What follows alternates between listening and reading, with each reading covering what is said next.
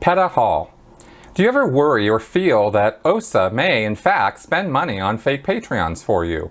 Or does that explicitly contravene the edict that an ex-member/SP may be ruined utterly? The way the policy is applied certainly does not seem to be either equal or make sense to me. For example, an OSA operative infiltrated some people's business for several years while being quite a good salesperson and was therefore temporarily an asset for them, I seem to recall. Actually, there are countless instances of this policy being applied rather haphazardly, so perhaps the question above isn't that silly after all.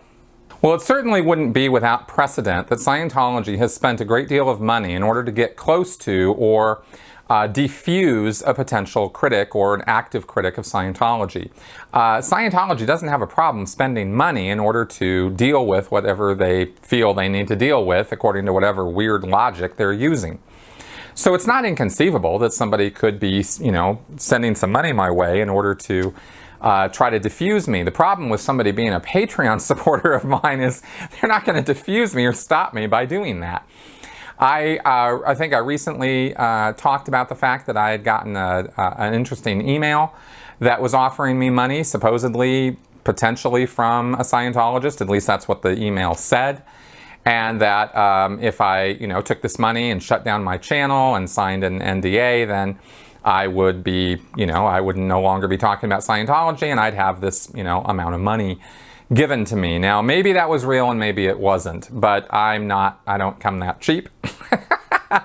In fact, I can't really think of a figure that would actually be adequate for me to give up my freedom of speech. So that's the real deal there, is I can't really think of any amount of money that I'd be willing to accept that would shut me up. So certainly nobody who's supporting me on Patreon is giving me enough money to do that.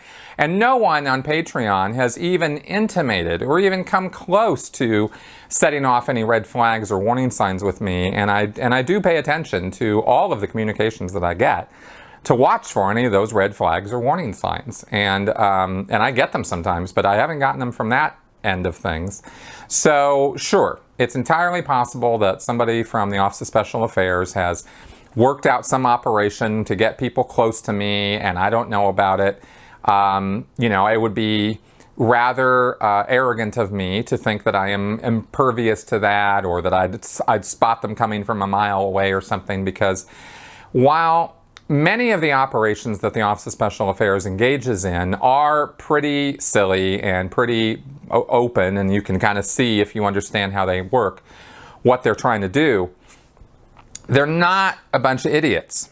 And if they set up something over here to distract or misdirect attention while they're doing something over here, that would not be beyond them. Like I said, they're not a bunch of idiots. So it's possible. Anything is possible, but I don't really think that would be the case.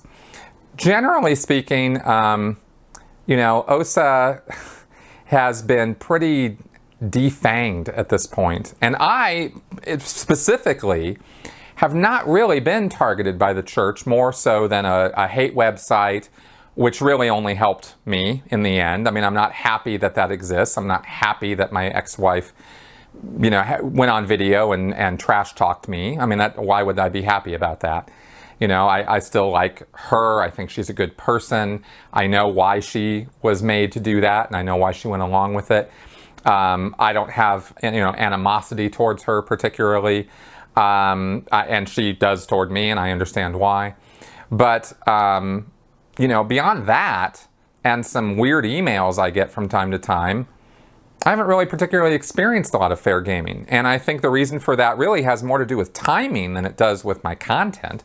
I mean, I put out, perfectly good content exposing lots of things about the church and its abuses, and I've interviewed tons of people on that topic. But I came out, and I'm not international or even, nationwide mass media coverage. My channel is relatively small compared to other things that expose Scientology, and the church only has so many assets and resources to use to go after critics, and I think they don't particularly consider me much of a threat compared to Leah Remini, Mike Rinder, Marty Rathbun when he was actually on the warpath and not, turncoat.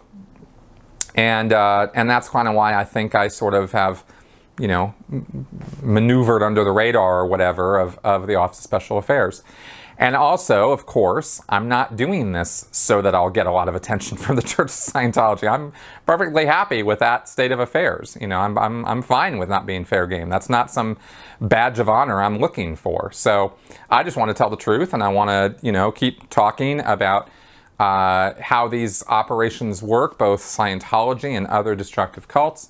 And I want to, you know, help educate people who come to this channel, and I want to help people get out of those situations, and that's really all I'm about. So anyway, so I think that's what I can say about that.